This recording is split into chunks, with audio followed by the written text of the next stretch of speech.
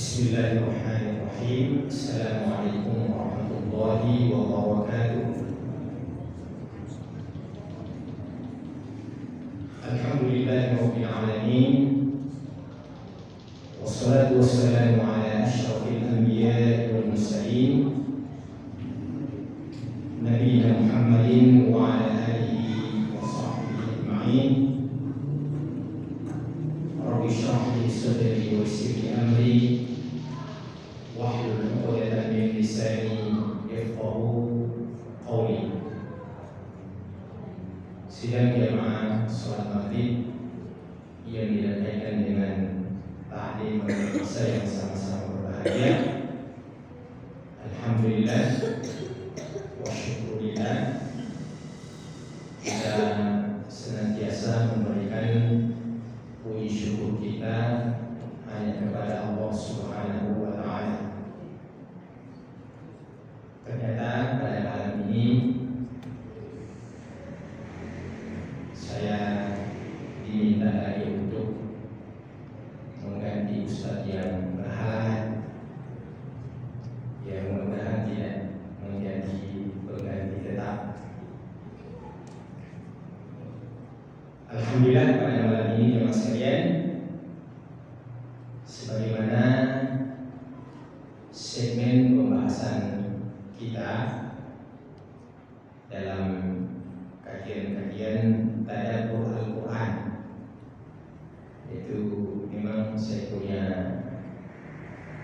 spesialisasi ya, tadabbur Al-Quran yang kita ambil dari ayat-ayat pilihan yang tentu kita sesuaikan pembahasan itu dengan kondisi dan keadaan kita. Kalau pada pertemuan yang lalu saya ingat itu kita mengambil tema dari beberapa potongan ayat yang intinya adalah ketika Allah menyuruh kita untuk berbuat amalan kebajikan, diperintahkannya untuk melaksanakannya dengan sesegera mungkin dan tidak melambat-lambatkan diri. Umpamanya saya di dalam surah Al-Dariyat ayat 50, fafirru ilallahi inni lakum minhu nadhirun mubin, maka berlari kalian menemui Allah Subhanahu wa ta'ala. Maksudnya adalah meninggalkan yang dilarang oleh Allah, menuju kepada apa yang diperintahkan oleh Allah, meninggalkan kekufuran, menuju kepada keimanan yang jelas, meninggalkan yang syirik, menuju kepada yang tauhid,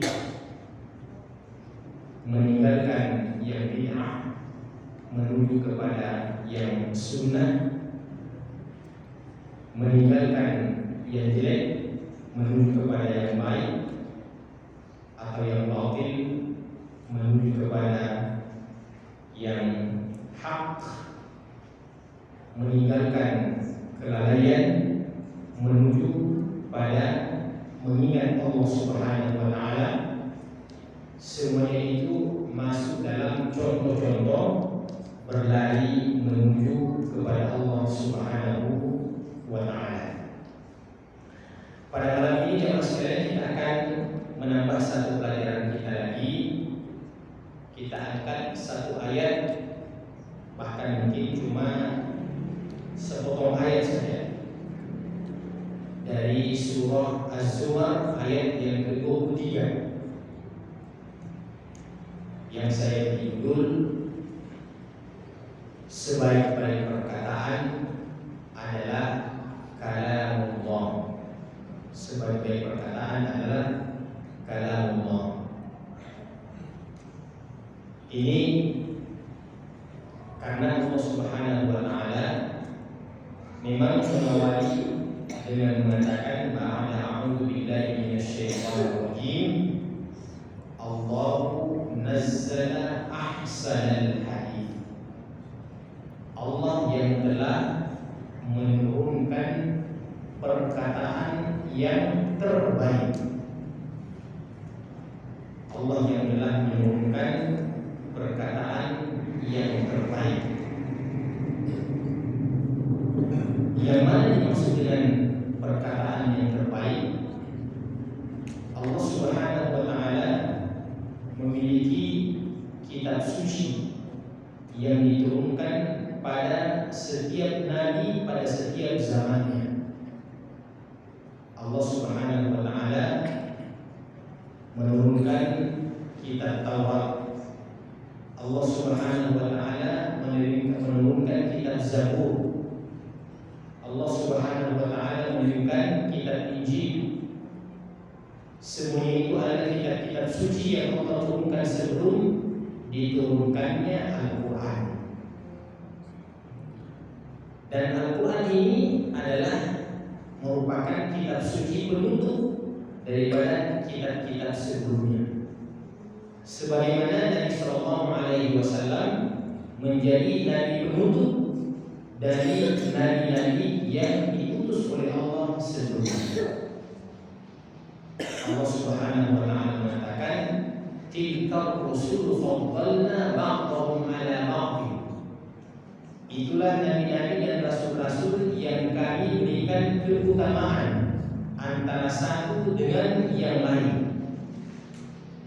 Dan Nabi Sallallahu Alaihi Wasallam diberikan keutamaan dalam seluruh sisinya karena beliau adalah Sayyidul Anbiya wal Mursalin, penghulunya para nabi dan para rasul, dan karenanya Allah menurunkan kitab suci yang terbaik kepada Nabi Sallallahu Alaihi Wasallam karena beliau sebagai penutup Khatamul Anbiya wal Mursalin.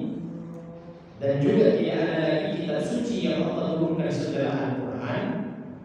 Maka bukan berarti kitab-kitab sebelumnya, bukan berarti nabi-nabi sebelumnya itu terkesan didiskriminasi ya. Karena semuanya adalah nabi-nabi Allah yang terbaik. Tidak ada nabi-nabi Allah yang membangkang.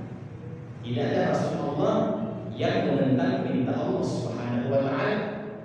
Semuanya adalah hamba-hamba pilihan-pilihan Allah Subhanahu wa taala. Wa innahu laminal mustafainal akhyar.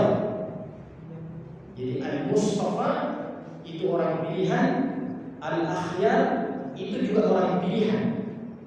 Maka ketika Allah menggabungkan al-mustafa dan al-akhyar, itu sudah sangat luar biasa. Jadi akhyar itu artinya pilihan, mustafa itu artinya pilihan. Jadi yang bernama Mustafa itu Pak, harus kita pahami nama kita itu bukan nama biasa. Kalau namanya Pak Mustafa itu namanya bapak orang pilihan Pak. Ya, harus sesuai antara nama dengan orangnya. Mukhtar juga demikian, orang pilihan. Dari kata-kata ikhtar, yakhtaru, mukhtar. Maka saya katakan bukan dikesankan bahwa nabi-nabi sebelumnya itu adalah diskriminatif, akan tetapi merupakan sebuah tabiat, kebiasaan, hal yang lumrah, yang penghabisan dan penutup itu harus memang menjadi penyempurna daripada apa-apa yang ada sebelumnya. Jadi karena Nabi kita Muhammad Sallallahu Alaihi Wasallam adalah Nabi yang penutup, maka disinilah Allah Subhanahu Wa Taala betul-betul memperlihatkan kesempurnaan itu pada suri teladan Muhammad Sallallahu Alaihi Wasallam. Demikian pula kitab suci yang Allah turunkan kepada Nabi Sallallahu Alaihi Wasallam menjadi penyempurna daripada kitab-kitab suci yang ada sebelumnya. Dan karena inilah kitab suci yang terakhir, maka secara otomatis kitab suci yang ada sebelumnya itu sudah tidak berlaku lagi. Ajaran nabi-nabi yang ada sebelumnya itu sudah tidak berlaku lagi, terkecuali ajaran-ajaran dalam sisi-sisi tertentu yang tidak pernah ada perbedaan antara nabi pertama sampai Nabi kita Muhammad SAW. Umpamanya saja, semua nabi itu mengajak kepada satu Tuhan. Ani'budullah, ani'budullah. Begitu kata Musa, begitu kata Nuh, begitu kata Ibrahim, begitu kata Adam, begitu kata Idris, semua ani'budullah, ani'budullah. Maka tauhid ini adalah sesuatu yang tidak pernah berubah sedikit pun, yang merupakan perpanjangan tangan dan dilanjutkan oleh Nabi kita Muhammad SAW. Maka apa makna daripada Allahu nazzala ahsanal hadis? Dialah Allah yang telah menurunkan perkataan yang terbaik. Yang pertama, poin yang terbaik dari Al-Quran ini karena sudah menghandle seluruh kekurangan-kekurangan yang ada sebelumnya. Tidak ada lagi sisi yang perlu untuk ditambah dan dikurangi dari apa yang Allah turunkan kepada Nabi SAW. Di antaranya Allah berfirman, Al-yawma akmaltu lakum dinakum wa atmamtu 'alaikum ni'mati wa raditu lakum al-islamiyya. Pada hari ini kata Allah Subhanahu wa taala, akmaltu lakum dinakum. Aku telah menyempurnakan bagi kalian agama kalian, yaitu agama Islam yang dibawa oleh Nabi kita Muhammad SAW. Wa raditu lakum al-islamiyya, dan aku telah meridhai agama Islam yang dibawa oleh Muhammad SAW sebagai agama yang diridhai. Jadi sesuatu yang diridhai, sesuatu yang disempurnakan, menunjukkan bahwa dia yang paling ideal. Yang kedua, sisi kebaikannya daripada Al-Quran ini, atau yang terbaiknya daripada Al-Quran ini, yang pertama adalah, yang kedua adalah dari sisi lafaznya, dari sisi redaksinya. Itu tidak ada yang dapat menandingi daripada kehebatan Al-Quran dari sisi al-fasahah, dari sisi kefasihan dalam seluruh sisinya. Umpamanya saja, kalau kita baca 3 surah yang terakhir yang sering saya sampaikan di sini, itu walaupun surah yang tidak asing bagi kita, tapi kalau kita renungkan itu luar biasa juga. Kita mulai umpamanya membaca surah Al-Ikhlas. Surah Al-Ikhlas itu kalau kita periksa teliti setiap akhir-akhir ayat itu sama ayat pertama, kedua sampai terakhir. Qul huwallahu ahad, Allahus samad, lam yalid wa lam yulad wa lam yakul lahu kufuwan ahad. Itu yang persis sama. Ada yang mirip-mirip, ada yang mirip-mirip. Ya, memang berbeda hurufnya terakhir, tapi mirip-mirip dalam kedengarannya. Umpamanya kita baca surah Al-Falaq, Qul a'udzu birabbil falaq, min syarri ma khalaq, wa min syarri ghasiqin idza waqab, wa min syarri naffathati fil 'uqad, wa min syarri hasidin idza hasad. Jadi qa ada yang kehilangan sini. Pada surah An-Nas, Qul a'udzu birabbin nas, malikin nas, ilahin nas, min syarril waswasil khannas, alladzi yuwaswisu fi sudurin nas, minal jinnati wan nas. Ada yang berakhiran T mati, yaitu ta sukun. Idza syamsu kuwirat, wa idza nujumu kadarat, wa idza jibalu suyirat, wa idza al-'isharu muttilat, wa idza al-wuhushu hushirat, wa idza al-biharu sujjirat, wa idza an-nufusu zuwijat, wa idza al-maw'udatu su'ilat bi ayyi dhanbin qutilat, wa idza as-suhufu nushirat, wa idza as-samaa'u kushirat, wa idza al-jahimu su'irat, wa idza al-jannatu uzlifat, 'alimat nafsum ma ahdarat. Terus kalau kita lanjutkan lagi, berpindah lagi pada pola yang lain. Masih lanjutan daripada itu. Alikat nafsum ma ahtarat fala uqsimu bil khunnas. Kembali kepada uqsim. Fala uqsimu bil khunnas al jawaril kunnas wal layli idza as'as was subhi idza tanaffas. Tapi ini kita betul-betul menikmati keindahan bahasa Al-Quran itu kalau kita renungkan. Kalau kita renungkan, kita tadabburi, kita ikuti, itu betul-betul terasa. Bagaikan air yang sejuk di saat kita lagi haus-hausnya, Pak, kita meneguh satu tegukan itu luar biasa. Sampai habis, sampai tetesan yang terakhir, betul-betul mendengarkan jiwa-jiwa kita. Maka Al-Quran ini memang dari sisi lafaznya itu tidak bisa tertandingi. Makanya ada huruf di awal-awal surah yang terdiri dari huruf hijaiyah. Umpamanya saja setelah surah Al-Fatihah datang surah Al-Baqarah yang dimulai dari alif lam mim. Jadi alif lam mim. Nabi mengatakan la aqulu alif lam mim harf. Saya tidak menghitung alif lam mim itu satu huruf. Tapi alif itu satu huruf, lam itu satu huruf, mim itu satu huruf. Kalau dalam hadis itu setiap huruf itu diganjar menjadi 10 kali lipat kebaikan. Berarti kalau 3 huruf itu 30 kebaikan. Itu baru dari sisi huruf hijaiyah. Maka huruf hijaiyah ini alif batasan hafal itu adalah huruf-huruf yang dikenal oleh orang-orang Arab ketika Al-Quran itu turun. Bahwa Al-Quran ini yang diturunkan kepada Muhammad SAW ketika sudah berbicara Alhamdulillahirabbil alamin arrahmanirrahim maliki yaumiddin, kalian pahami, akan tetapi kalian tidak bisa membuat satu ayat yang semisal yang bisa melebihi daripada Al-Quran Karim.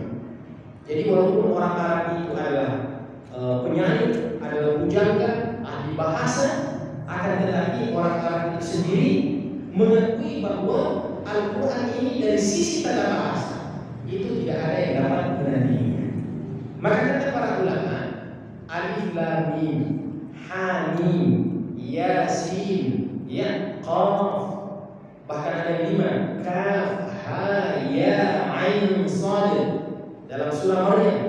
Seakan-akan Allah ingin mengatakan bahwa walaupun Al-Quran ini terdiri dari huruf-huruf yang kalian kenal, yaitu alif batasaji, akan tetapi kalian tidak dapat merangkai kefasihan bahasa kalian sebagaimana dengan bahasa Al-Quran Karim.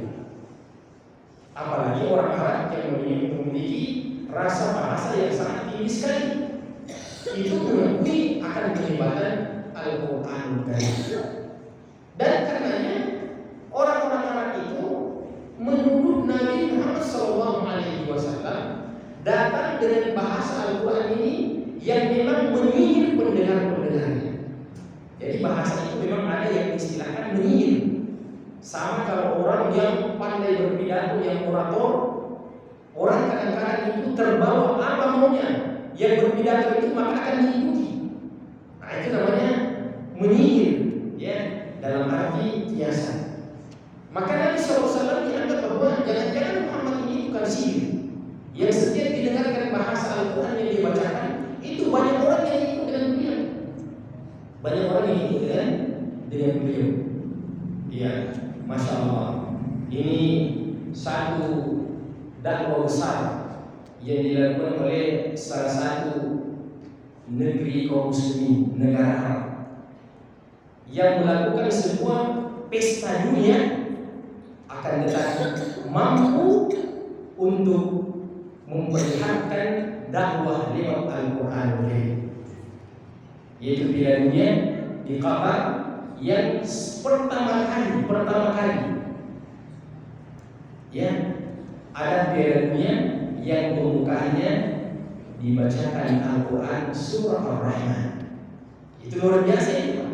Itu luar biasa. Pemerintah Qatar itu maksudnya bukan sekedar piala dunia, tapi bagaimana berdakwah kepada orang-orang yang datang di negara mereka dari seluruh dunia, terutama dari Eropa dan Barat, memperdengarkan Al-Quran tadi. Ada TV yang berkembang, kalau tidak salah itu saudaranya Syekh Ali Jani, mirip-mirip, suaranya mirip-mirip. Itu beliau mengatakan bahwa sebelum pembukaan daripada Piala Dunia di Qatar itu sudah berapa? Sudah ada lebih 5.000-an ya, 500-an ya.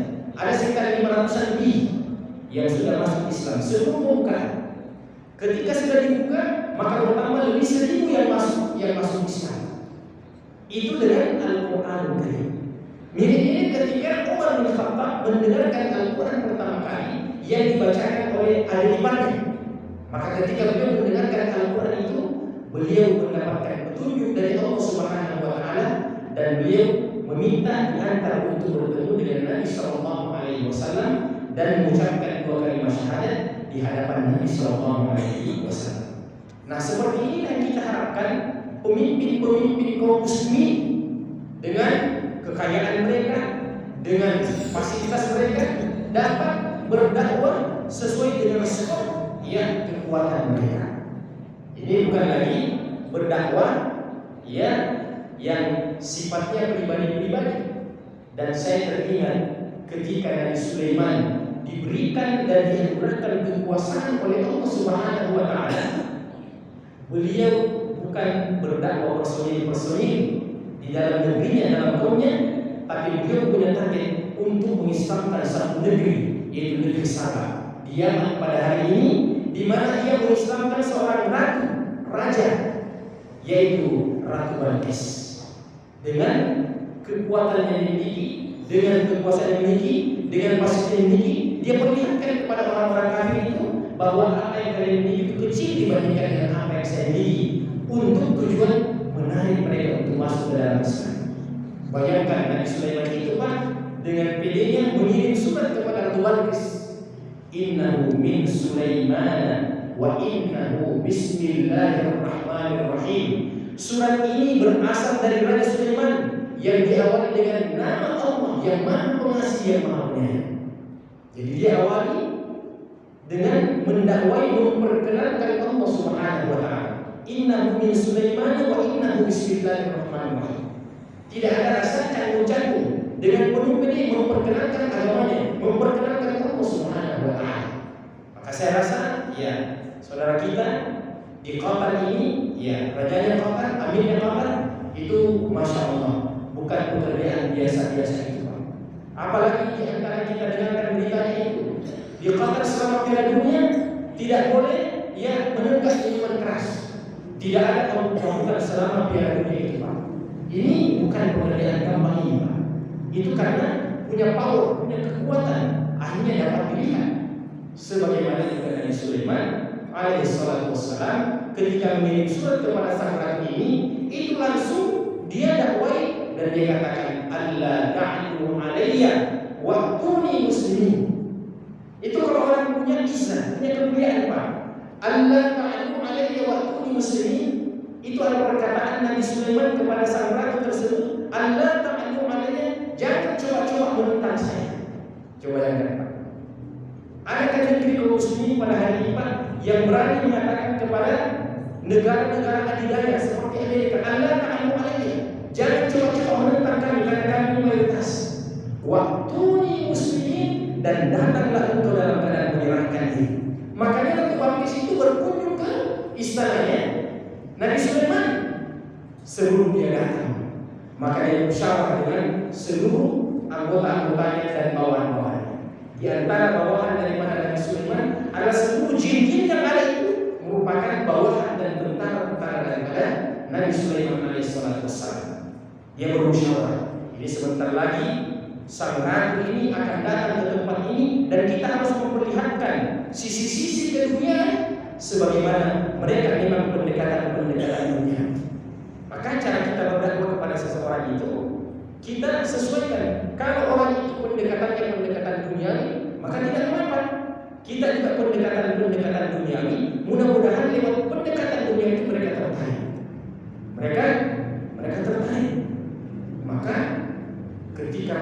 situ sebelum datang, Nabi SAW mengatakan, siapa kira-kira yang bisa memindahkan singgasana daripada sang ratu itu sebelum ia sampai ke tempat itu? Maka berkatalah salah seorang jin yang memiliki ilmu, saya mampu untuk memindahkan itu dengan izin Allah sebelum engkau berdiri di tempat dulu. Jadi cuma berapa detik itu. Maka yang satu yang memiliki ilmu yang lebih hebat, berarti itu terlalu lama. Proses duduk kemudian berdiri itu terlalu lama. Aku bisa memindahkan daripada istana sang ratu itu sebelum engkau mengelipkan mata. Yang mana lebih cepat? Lebih cepat mengelipkan mata daripada berdiri dari tempat dulu. Dan ketika Nabi Sulaiman membuka matanya, ternyata istana itu sudah ada di depannya. Ini cerita Al-Quran, Pak. Ya, ini bukan hadis yang bilang, apalagi cerita fiktif. Ya, ini bukan cerita hoax. Ini Al-Quran yang bilang. Baca surah An-Nahl, itu akan kita dapatkan ceritanya dalam Al-Quran Karim secara sempurna. Maka apa yang terjadi jemaah sekalian? Ya, ketika sang ratu itu sampai ke istana tersebut, begitu dia masuk, dia katakan, seperti mirip-mirip saya punya istana. Nah, memang kamu punya istana, cuma kau tidak tahu itu baru-baru dipindahkan untuk sekedar menarik perhatian Anda bahwa kalian banggakan dunia, itu juga kami orang beriman juga memiliki dunia. Maka seakan-akan Qatar ini ingin mengatakan kepada negara-negara Eropa dan Barat, orang-orang kafir itu, kalau kalian itu berbangga dengan dunia kalian, kami juga punya dunia. Tapi kelebihan kami beriman kepada Allah Subhanahu wa Ta'ala. Itu mungkin dari sisi perbedaannya. Maka tidak mengapa. Ya. Kita orang Islam ini terkadang kita bisa menembus seseorang itu. Kita berdakwah dengan ilmu kita berdakwah dengan kedudukan kita berdakwah dengan harta kita. Ya. Saya ingat masjid yang di Padepokan ini, masjid apa itu yang di bawah jembatan itu. Ini sih dekat. Apa namanya? Pembuatan. Itu ya beberapa puluh tahun yang lalu, Pak. Ya, sebelum berkembang seperti itu, ada salah seorang syekh dari Arab Saudi yang kebetulan waktu itu ditugaskan menjadi dosen di UIN. Ya, di UIN. Maka Masya Allah waktu itu masjid tersebut ya berusaha untuk ya diambil oleh pihak pengembang dan mau dihancurkan. Tapi datang syekh ini, alhamdulillah beliau memiliki banyak dana. Akhirnya dia ramaikan itu masjid, Pak. Dia panggil itu tukang-tukang beca yang ada sekitar situ, kemudian dia bagi-bagikan uang. Tukang-tukang beca. Ini tukang beca itu ya rajin sholat karena dibagikan uang setelah sholat. Akhirnya pengembang ini melihat, wah nampaknya tidak bisa digeser ini karena masjid ini ada jamaahnya. Kenapa pengembang pada waktu itu mengincar itu? Karena dia lihat, wah ini masjid tidak ada jamaahnya. Ya, maka beliau membuatkan siasat bagaimana caranya masjid ini supaya jamaahnya. Maka dengan uang yang beliau miliki itu, dia panggil ke semua tukang beca. Kemudian dia jadi imam di situ. Kemudian dia kasih pengajian, alhamdulillah. Masjid tersebut ya sudah tidak ada lagi kemungkinan pengembang untuk menggeser karena sudah menjadi masjid yang banyak jamaahnya pada hari ini jamaah sekalian. Baik, kita lanjutkan. Allah munazzal ahsanal hadits itu dari sisi lafaznya, dari sisi redaksinya. Yang kedua, kehebatan Al-Quran tadi, dia dapat menggabungkan antara keindahan bahasa dengan kedalaman makna. Itu kehebatannya sendiri. Keindahan bahasa, kemudian kedalaman dalam maknanya itu Al-Quran. Dan Al-Quran kadang-kadang ketika menggunakan sebuah peristilahan, sesuatu yang kadang-kadang kita tidak dapat menjangkau kenapa Al-Quran menggunakan istilah yang seperti itu. Dan secara umum, Pak, ya, itu bahasa Arab seperti itu juga cara mengungkapkan istilah-istilah yang mengikuti gaya bahasa Al-Quranul Karim. Kita ambil contoh, umpamanya saja di dalam Al-Quran Allah Subhanahu wa Ta'ala menyebutkan yang namanya minuman yang memabukkan itu namanya khamar, innamal khamru, sesungguhnya minuman keras yang memabukkan itu minuman keras, artinya al-khamru. Kemudian kita dapatkan dalam surah An-Nur, Allah Subhanahu wa taala menamakan jilbab penutup, ya, kain yang dipakai oleh perempuan untuk menutup kepalanya, itu namanya khumur. Wal yadribna bi khumurihinna. Jadi ini khamar dengan khumur yang berbeda hanya barisnya saja, tapi pijakan dasar katanya itu sama, berasal dari khamara. Jadi satu khamur minuman keras, satu khumur, wal yadribna bi khumurihinna itu artinya penutup kepala. Nah, saya ingin mencontohkan ini. Kalau dalam bahasa Al-Quran itu ada kesamaan akar kata, maka pasti ada sisi pertemuan. Pasti ada sisi pertemuan.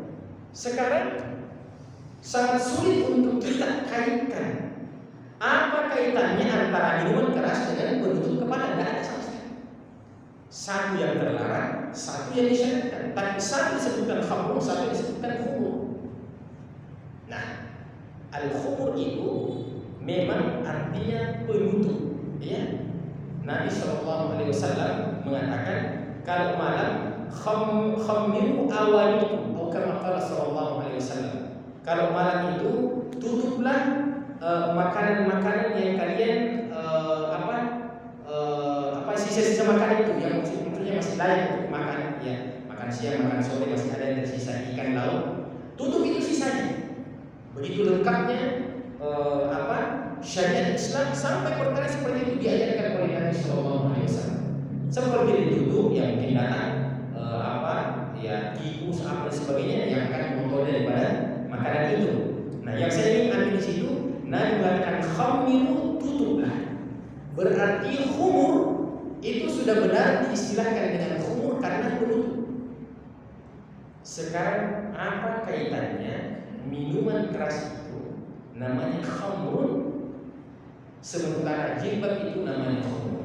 Ada sisi pertemuannya, ada sisi titik pertemuannya, di mana khumur, jilbab itu memang yang ditutupi adalah sesuatu yang bersifat lahiriah, ya, sesuatu yang bersifat lahiriah, betul-betul kepala yang ditutupi, fisik yang ditutupi. Sekarang khamrun itu kenapa dikatakan khamrun? Pasti juga ada yang ditutupi, Pak. Dikatakan khamrun karena ada sesuatu yang ditutupi. Apa yang ditutupi? Sesuatu yang bersifat abstrak, bukan sesuatu yang bersifat fisik. Bahwa akibat konsekuensi kalau menenggak minuman keras itu, minuman yang memabukkan itu, bukan kepala yang ditutupi, akan tetapi otak yang ditutupi. Artinya ketika terjadi mabuk, itu artinya otak kita, pikiran kita tertutupi, menyebabkan yang tadinya kita dapat berpikir sehat, akhirnya kita berpikir negatif. Salah satu di antara induk kejahatan yang menyebabkan kejahatan itu banyak di mana-mana. Salah satu di antaranya adalah induknya al-khamr, minuman keras.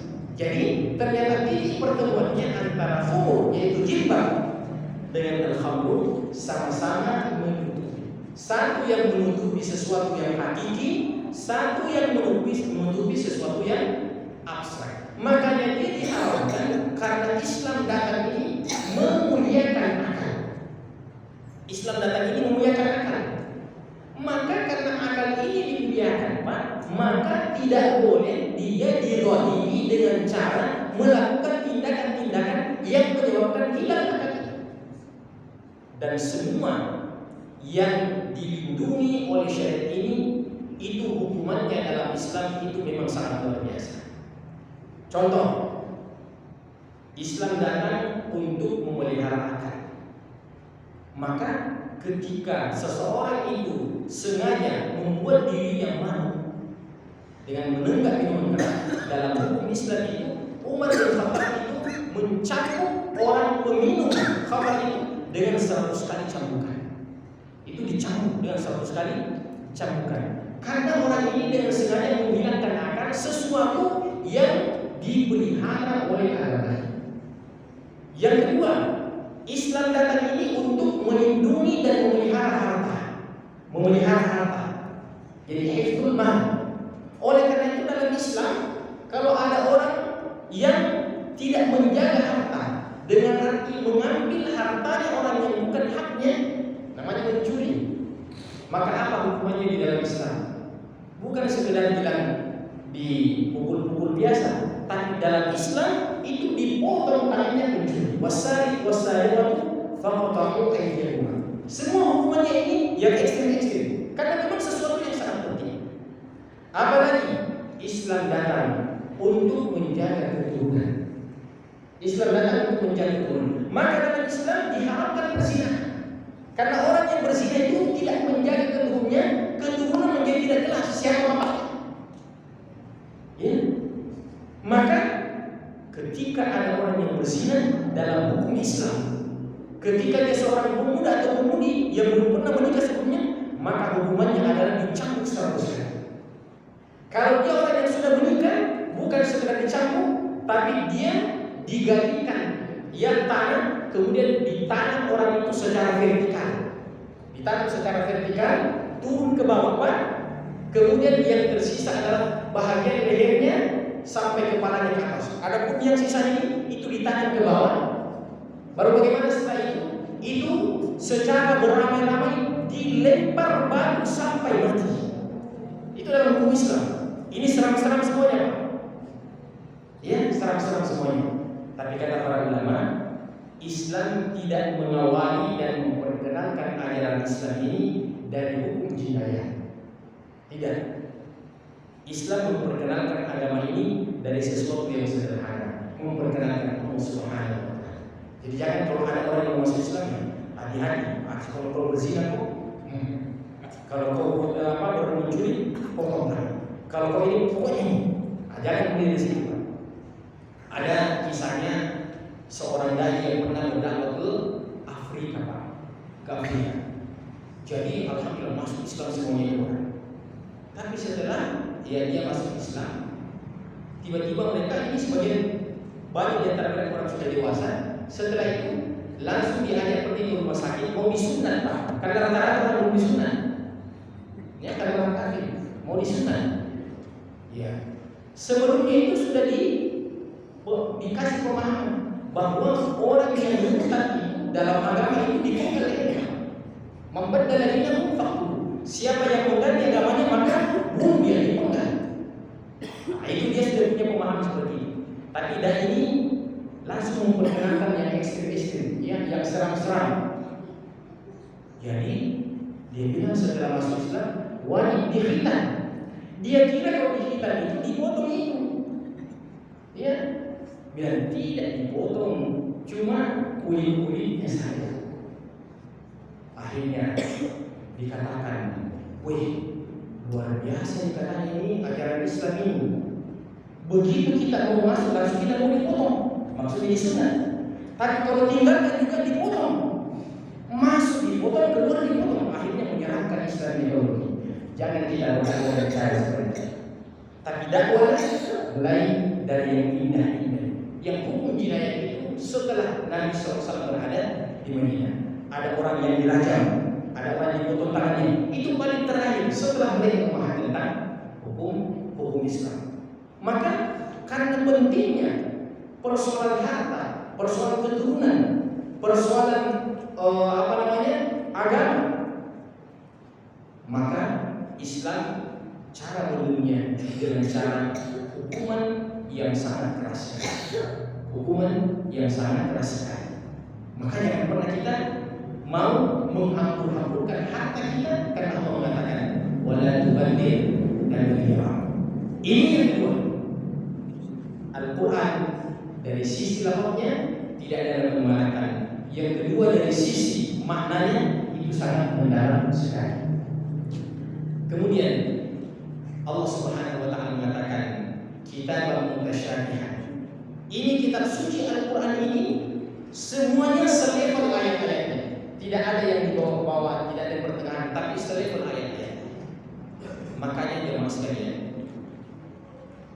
kalau kita meniatkan untuk mengirimkan Al-Quran kepada orang yang mungkin kita anggap kerabat kita atau teman kita atau siapa, maka ada satu hukum fikih dalam hukum fikih yang menjadi perbedaan pendapat di kalangan para ulama kita, yaitu bagaimana hukumnya menghadiahkan bacaan Al-Quran kepada orang yang sudah mati. Kita baca Quran, kita hadiahkan bacaan itu kepada orang sudah mati, bapak kita, kak ibu kita, kak saudara kita, kak siapa. Maka ini ada dua pendapat. Ada yang mengatakan sampai pahalanya, ada yang mengatakan tidak sampai pahalanya. Tapi terlepas dari itu, tinggallah ini perbedaan yang tidak bisa dihilangkan sampai pada hari kiamat. Artinya tetap ada hal yang difahami dalam hal ini berdasarkan sabda-sabda Nabi Sallallahu Alaihi Wasallam.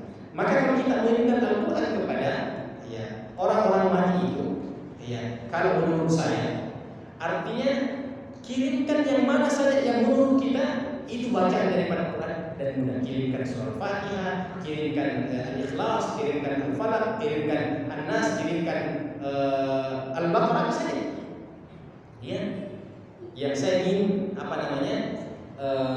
kasih semacam tinjauan dan bandingan sedikit adalah ketika mengkhususkan Al-Fatihah saja, itu artinya tidak seimbang dengan tidak menjadikan yang lain sebagai barang kiriman yang kita kirim kepada orang-orang.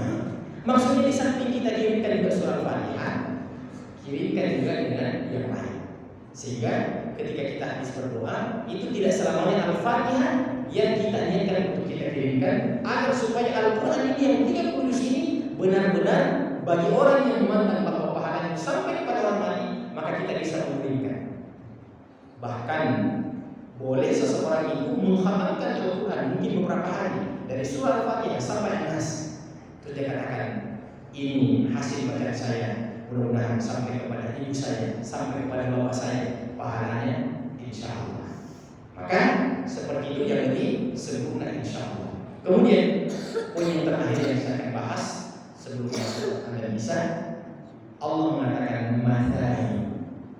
Al-Quran ini mathani yang diulang-ulang.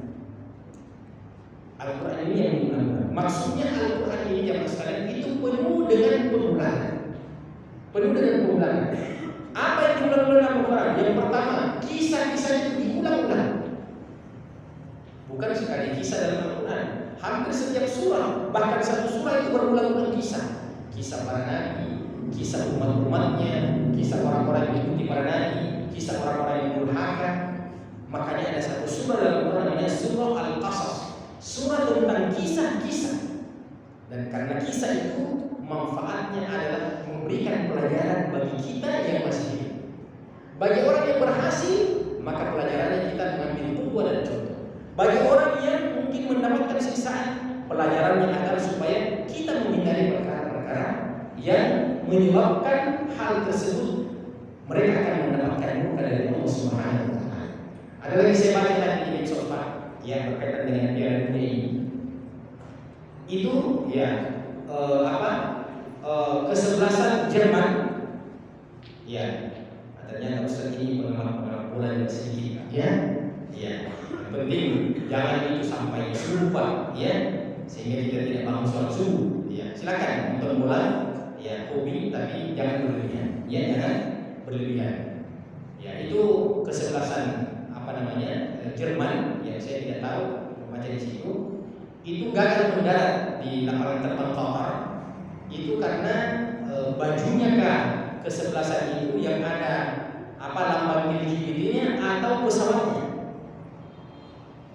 Saya kurang teliti, tapi salah satunya apakah bajunya atau karena pesawatnya yang ada lambang LGBT-nya, yang merupakan satu bentuk dosa besar, Pak. Satu dosa besar. Maka akhirnya itu gagal mendarat, Pak. Berita yang saya dapat tadi, membaca itu gagal mendarat di Qatar itu karena pemerintah Qatar tidak membolehkan mereka mendarat kalau ada lambang LGBT-nya. Akhirnya mereka melanjutkan perjalanan ke Oman Di Oman itu mereka ganti pesawat baru kembali ke Tahran. Nah, itu luar biasa dakwahnya itu, Pak. Luar biasa dakwahnya itu.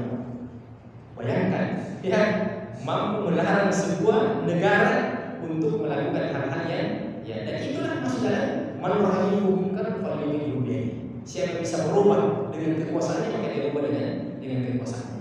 Nah, diulang kisah-kisah, diulang hukum-hukum, diulang hal-hal yang dihalalkan, diulang hal-hal yang diharamkan, diulang nama-nama Allah, diulang sifat-sifat Allah, diulang surga, diulang neraka.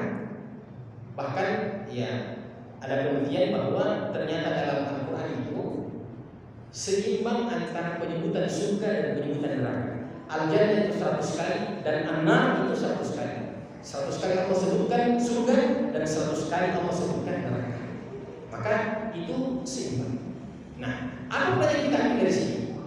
Kata para ulama bahwa ketika manusia ini membutuhkan makna-makna Al-Quran yang dapat memberikan tasya pada diri mereka, maka dia bagaikan air yang berulang-ulang menyirami daripada tanaman.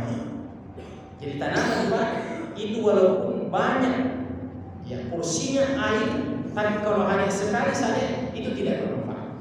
Apalagi kalau tanaman itu baru kita tanam jeruk, baru kita tanam rambutan, baru kita tanam apalah, ya. Terus kita siram, bilang saya siram 10 ember, ya.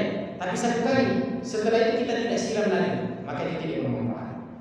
Yang bermanfaat itu adalah disiram secara rutin, berulang-ulang, pagi sore. Kalau tiba musim hujan, alhamdulillah, setiap hari. Maka demikian pula hati dan jiwa manusia ini memang perlu untuk berulang-ulang mendapatkan nasihat Al-Quran. Karena kapan kita tidak mendapatkan nasihat, kita ini akan selalu lupa dan lalai. Makanya Allah katakan wadzakir fa inna dzikra tanfa'ul mu'minin. Beri peringatan karena peringatan itu bermanfaat bagi orang-orang yang beriman. Maka apa yang kita lakukan seperti ini sebenarnya masih kurang ini, Pak. Mestinya setiap saat, mestinya setiap malam ada peringatan, ada pengajian. Karena kita ini istilahnya promosi kejahatan dan kemaksiatan itu jauh lebih banyak dibandingkan dengan promosi kebaikan.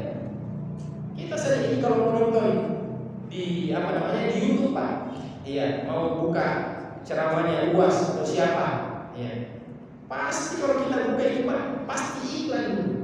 Ya, kalau masih iklan jual makanan, jual ini, tapi kalau tiba-tiba iklan kita menonton ceramah, tiba-tiba yang kita lihat adalah perempuan yang mengumbar aurat, iya, sekitar wilayah dada, sekuidah, maka itu tentu menjadi tantangan bagi kita. Maka kita ini andaikan pun memiliki keimanan yang kuat, tidak mungkin pada hari Jumat itu kita katakan tiadakan saja khutbah Jumat itu, karena kita ini tidak butuh nasihat lain. Siapapun, bahkan di zaman Nabi SAW, andaikan pun Nabi berhalangan untuk khutbah dan ada sahabat yang menggantikan, Nabi akan tetap mendengarkan khutbah itu dari sahabat yang paling di bawah. Dan satu contoh, Ibnu Mas'ud pernah membacakan Al-Quran kepada Nabi SAW. Nabi pernah memanggil Ibnu Mas'ud dan mengatakan, wahai Ibnu Mas'ud, sini dan bacakan saya Al-Quran. Maka Ibnu Mas'ud mengatakan, ya Rasulullah, bagaimana saya mampu untuk membacakan Al-Quran kepada Nabi sementara Al-Quran ini diturunkan kepada Nabi? Maka Nabi mengatakan, bacakan kepada saya, karena sesungguhnya ketika aku mendengarkan Al-Quran, aku mendapatkan siraman-siraman rohani. Ketika Nabi mendengarkan bacaan Al-Quran itu, Nabi ternyata mengatakan sudah cukup, karena ketika Ibnu Mas'ud melihat Nabi, ternyata Nabi sudah menangis terisak-isak karena tersentuh dengan bacaan Al-Quran. Fakaifa idza ji'na min kulli ummatin bi syahidin wa ji'na bika 'ala haula'i shahidan. Bagaimana kalau setiap umat itu kami datangkan saksi dan kami datangkan engkau Muhammad menjadi saksi terhadap umatmu? Itulah yang menyebabkan Nabi SAW terisak-isak, dan itu menunjukkan bahwa Al-Quran ini memang berulang-ulang nasihatnya. Bahkan pada setiap surat berulang-ulang nasihat, berulang haramnya. Itu karena Al-Quran memang menyirami jiwa dan hati-hati manusia yang andaikan sekali saja itu tidak cukup untuk menumbuhkan dan menyembuhkan daripada hati-hati kita. Demikian Mas